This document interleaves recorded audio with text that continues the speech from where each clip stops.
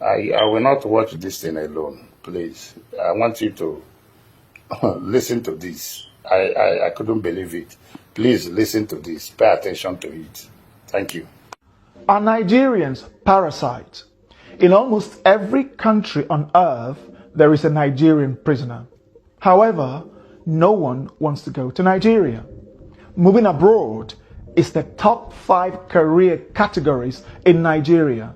They have ruined their country so terribly that it has become uninhabitable. Police stations look like pigsties, whilst government buildings look like building sites. Corruption in Nigeria is no longer frowned upon. Instead, it is praised. Criminality is celebrated in every echelon of society. The people themselves do not elect decent Nigerians. They elect criminals. You know a country celebrates corruption and crime when it is 99% corrupt, but never has any top government official ever been convicted and imprisoned. In Nigeria, communication is conducted through screaming, hand gestures, and sometimes the fist way. You'd see diplomats, police, and military men fighting in public. Tens of thousands of fist fights should be recorded in Nigeria every day. Every building has a generator, some with up to 10, all running at the same time, forging a megapoly of noise of epic proportions. Nigerian motorists communicate with their horns. An average Nigerian motorist beeps their horn 100 times per day. Imagine the noise pollution. In Nigeria, the pastor is corrupt, the doctor is corrupt, the engineer, the teacher, the professor, the custom officials, the police, the passport official, the teller, the banker, the ministers, the president, and everyone is corrupt. I'm not sure you understood. I will elaborate. You can get to the Nigerian border with explosives, bribe the officials, and they'll let you in. You can bribe your way through your professors to give you the best grade. Bribe the passport officials to delete your name from the system and create a new identity for you. Or pay the police to arrest someone who annoys you. Nigeria is a complete shithole. Now imagine people raised under such chaotic system coming into your country. From the day they were born, they bribed their way through the authorities, school, and even employment. When a government job opening becomes available, the person in charge sells it to the highest bidder. You see, this is not talked about enough. I have given this a serious thought before making this video, and it breaks my heart that I have to make it. A Nigerian have no sense of queue, keeping the street clean, respect authority, law and order, or the faintest idea of customer service. There is only one thing on the mind of a Nigerian: make money and buy respect. They have succeeded in creating nations within their country. The Hausa, Yoruba, and Igbo effectively have quasi-nations within Nigeria. You should see them bashing, fighting, hating, and disparaging each other instead of working together to fix up the world's greatest human shithole ever put together, called Nigeria. Let me take you around the world. There are Nigerian prisoners in South Africa, Namibia, Botswana, Kenya, Angola, Gabon, Cameroon, Ghana, Cote d'Ivoire, Senegal, Indonesia, the UAE, Qatar, Pakistan, India, Thailand, Malaysia, Singapore, Vietnam, China, Hong Kong, Japan, South Korea, Russia, Ukraine, Poland, Germany, Italy, Switzerland, Norway, the Netherlands, Spain, Canada, the USA, Colombia, Brazil, and even countries as poor as Chad, Congo, and Mali. Their conviction typically surrounds around drug trafficking, pimping or pandering, 419 fraud, which includes dating scams, credit card fraud, and other fraudulent activities. The world has every reason to scrutinize Nigerians 5 times more, or even ban them altogether. Nigerians give black Africans a bad name. I bet you Namibians, Botswana, Kenyans, Angolans, Senegalese, Burkinabes, South Sudanese or South Africans commit the least crime of all Africans who live in the West, South America and East Asia. Botswana, Namibians, South Africans and Kenyans don't leave their countries like Nigerians do. When they do so legally, and when they are in your countries, they are 10 times more likely to abide by the law of the land and stay away from crimes. In contrast, Nigerians would fight in public at every opportunity. They have one of the lowest levels of etiquette in the world. 7 out of 10 Nigerians have been involved in public fighting in their lives, as this is our Nigerian way of resolving disputes. Now imagine letting someone who doesn't understand law and order, not to litter, not to urinate in public, how to dialogue instead of yelling and using their fists in your country. What do you think will happen? They don't get along with their neighbors or other African countries.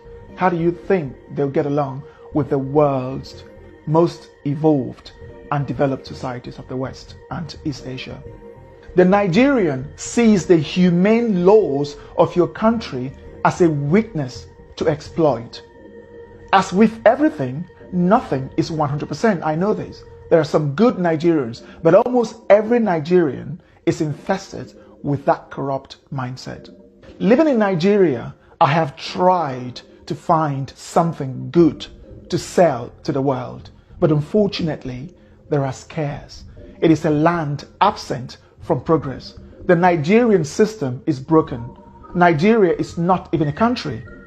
A Hausa person hates the Igbo person to the extent that they can wipe them out. The Igbo hate the Hausa in the same way. The Yoruba have a fundamental hatred for the Igbo that they'll rather die than elect an Igbo person, whilst the Igbo are the world's most arrogant, self-deluding, zero etiquette people of Africa. These 3 major ethnic groups, Hausa, Igbo and Yoruba, each have over 40 million people, with the Hausa nearing 65 million. Now imagine putting Spain, England and Poland into one country. Do you know the type of chaos you'd be creating? This is how Nigeria is. The Spanish, English and Polish are all European, but they cannot function as one country. So too do the Hausa, Yoruba and Igbo. These people cannot function under one country. When government ministerial positions are declared, they often have to reflect the Hausa, Yoruba and Igbo shares before the other minority ethnic groups receive their own share. If the sharing favors one ethnic group more than the other, they fight, yell, insult and complain until the next appointment. The other ethnic group in charge will now retaliate by appointing their own ethnic group. The presidency has to go to that ethnic group, then that one, and this one, and those one. Then when the next one comes, they keep changing. You see, in short, the number of ministerial positions have to reflect the various ethnic groups. This is not a country, but a bunch of tribal, unevolved, mentally unstable, over 200 million stupid people. Why would any country let Nigerians into their country? I'm not sure, but if I were the Prime Minister of the United Kingdom, I would impose a total ban on Nigerians. The risk outweighs the benefit. There are 24 million homeless Nigerians, which is almost the same as the rest of sub-Saharan Africa combined. And over 70% of the country's population lives in poverty. That is over 160 million people. The highest in the world when averaged, given that India has over 5 times as many people as Nigeria. They have the largest arable land in Africa, Nigeria, yet most of that is uncultivated. Their weather is characterized by abundant sunshine during the dry season and ample rainfall during the raining season. The north is the savanna, and the middle belt of Nigeria is level with abundant arable land suitable for farming. Still, 56% of Nigeria's 70 to 84 million hectares of arable land remains uncultivated or underutilized. You begin to ask yourself, why are these people hungry?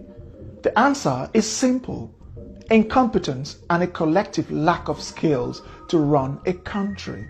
Nothing in Nigeria is properly managed, from the police to the immigration services, customs to the airport, traffic to the road network, schools to the national grid, and from the people to their own very homes. Nigeria is a chaotic society where people exhibit some of the lowest levels of etiquette and quality known to man. And most of these people are looking for ways to obtain visas to the various developed and semi-developed countries so that they can bring that chaotic upbringing from Nigeria to the world. I have tried to find a better way to euphemize this video. Still, after months of procrastinating, I couldn't find a better way to organize my words, but to say it as it is. If you are a Nigerian watching with the slightest ounce of honesty, you'd agree with me. We have earned the badge of honor of being amongst the worst in the world. Poverty isn't why Nigerians are dishonest, criminal-minded, corrupt, and everything else. Nepal is a poor country. How many Nepalese have you seen committing crimes around the world? Chad, Burkina Faso, Mali, Myanmar, Tajikistan, and South Sudan are poor. You can't see them going around the world committing crimes. Of the world's 195 countries, there is a Nigerian prisoner in 60% of them, the highest of any country on earth. That is not an accident.